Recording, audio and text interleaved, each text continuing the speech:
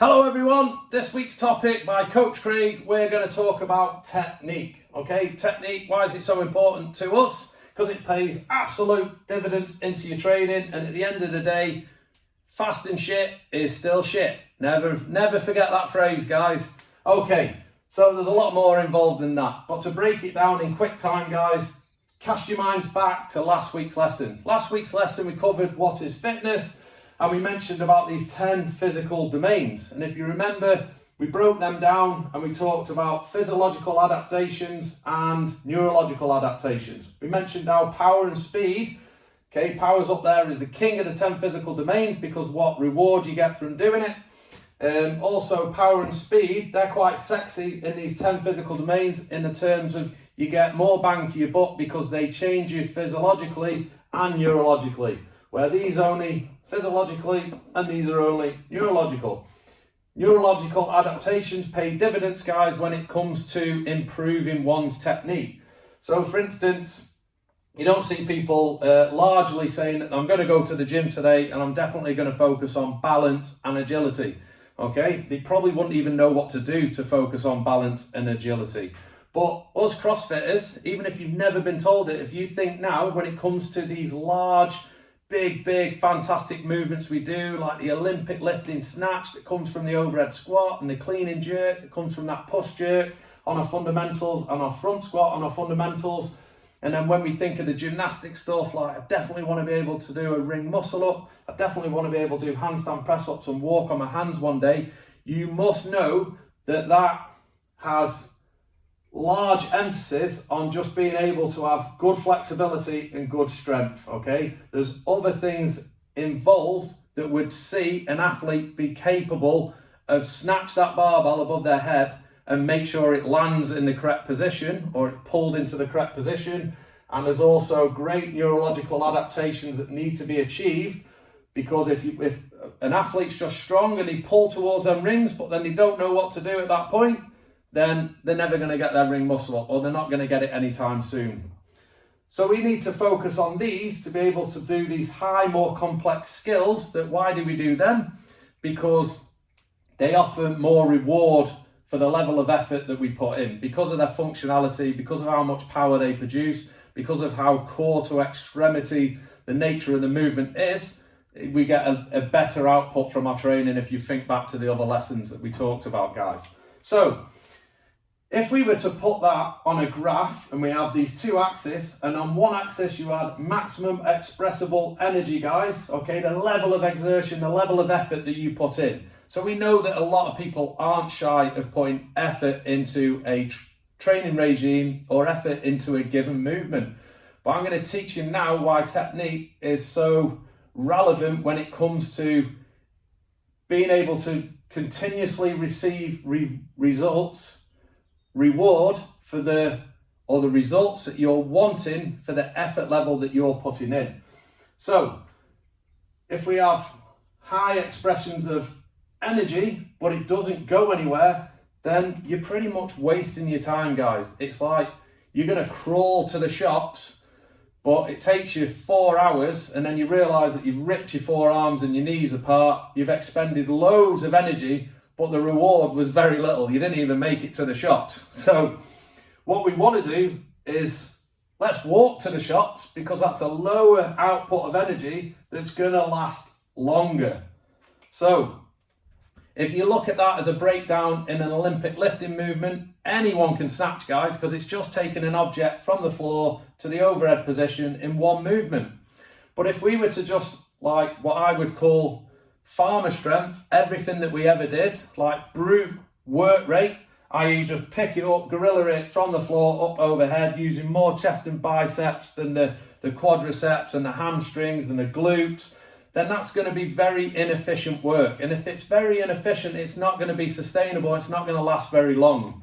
So that's that person who tries to rep out lots of reps at large weight and it doesn't last very long at all. So therefore, they're not going to get true value or rate of return back for that level of effort.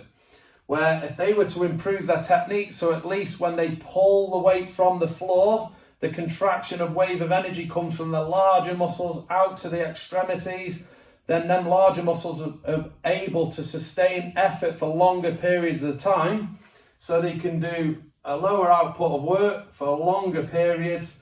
Therefore, technique is absolutely the true defining term on the correct production of application of force, guys.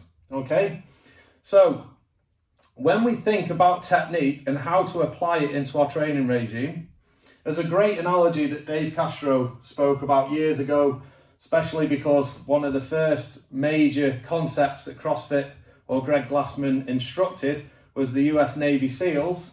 So something that they could relate to, but even if you've never shot a gun before, guys, I will break it down again in terms of a benchmark that you all know to simplify it a little bit more again. So if you imagine now, we have 3 shooters on the range, okay?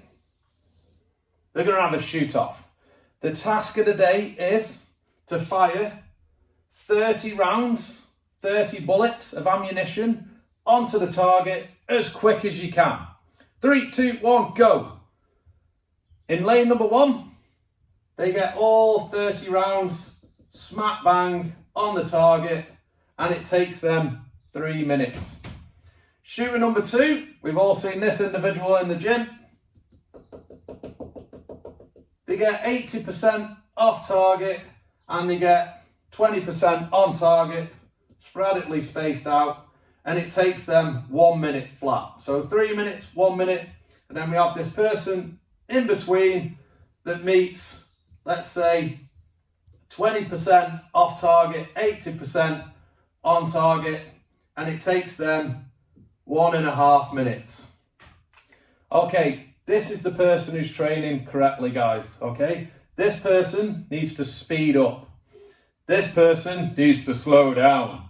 And this person is bang on. If you apply that principle to a classic benchmark that you would have all done by now in your CrossFit lifetime, Grace, 30 repetitions of a clean and jerk. So if you do that Grace time in 3 minutes and every single rep looks like Matt Fraser or Tia Toomey, you need to go a little bit faster to push your threshold, guys, okay? If you're that individual, which we all know well and love dearly, that is just all over the show, not a single repetition looks like it could ever be centre stage on the regionals for a thumbs up rep, okay? Pretty much every 30 repetitions, all 30 repetitions were no reps. There wasn't a good lockout overhead. The athlete could spend more time under tension, pressing out, ensuring that they've got the weight in the correct position, ensuring that they've got triple extension, so on and so forth. Or let's say that they're limited by the factor that they are still so imbalanced in these areas that it's not just because they're going too fast that they're not producing. They haven't got good sound mechanics yet, and they haven't been consistent with their mechanics.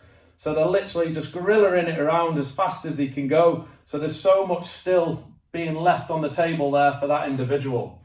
And then obviously this individual here, so 3 minute Grace, all bang on, needs to speed up. We've got 1 minute Grace, completely over the show. You need to slow down, you need to increase your mechanics, you need to work more on your third pull, second pull. You need to increase your front rack a little bit more so the bar sits in a better and more stable position so it doesn't send your form out of whack. And then this individual here, yeah, they got a couple of like, leave it up to the judge kind of reps, but bang on, that is how that individual is pushing their threshold where their technique wasn't the absolute soundest, but it most certainly wasn't dangerous, guys. And their speed and production of power output was absolutely bang on. Okay, there's the importance of technique, guys. Hopefully that explains a little bit of what we define technique being and why it's so important to us. Look forward to your next lesson. I'm Coach Craig, and the lesson of the day has been on technique.